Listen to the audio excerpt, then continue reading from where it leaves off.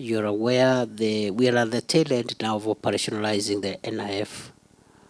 The law is in place, and we have seed money, which is already with us for that fund, over 100 billion from the sale of the stake in Kenya Pipeline, and another 245 billion from the sale of the stake in Safaricom.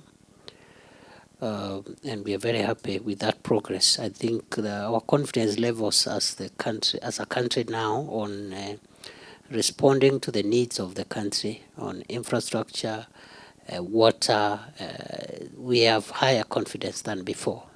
And that fund has been a game changer because for every shilling, we will leverage 10 shillings on 10 shillings on every shilling that we have on that fund. We've made some good progress. I am happy to note that from data we are at 76%, and it's possible for us to move that to 100% in the next few years. The coming into force of the new regulatory and legal framework, which demarcates the role of the national government entities as bulk water supply service providers, and interfacing it with the county governments for the reticulation into the last mile phase will help us actually expedite this ambition.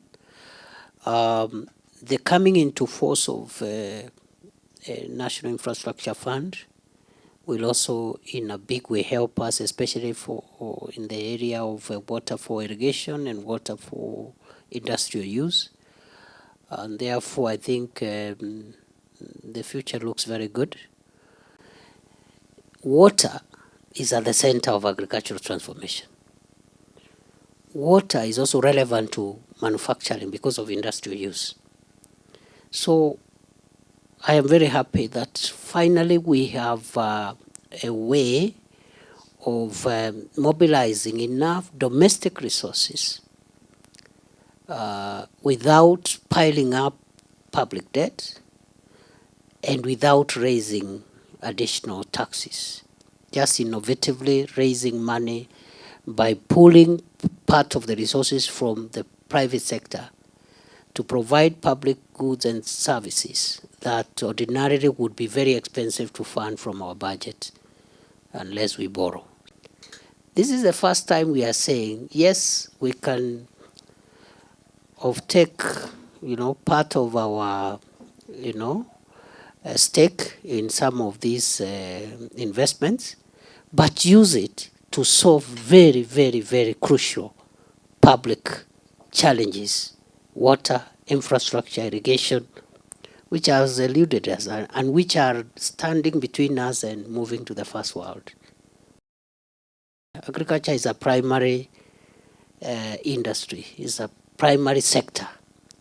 Manufacturing is a primary sector. Without those two, you can take all the time improving your tourism and other services, and including ICT and financial services where we are doing very well.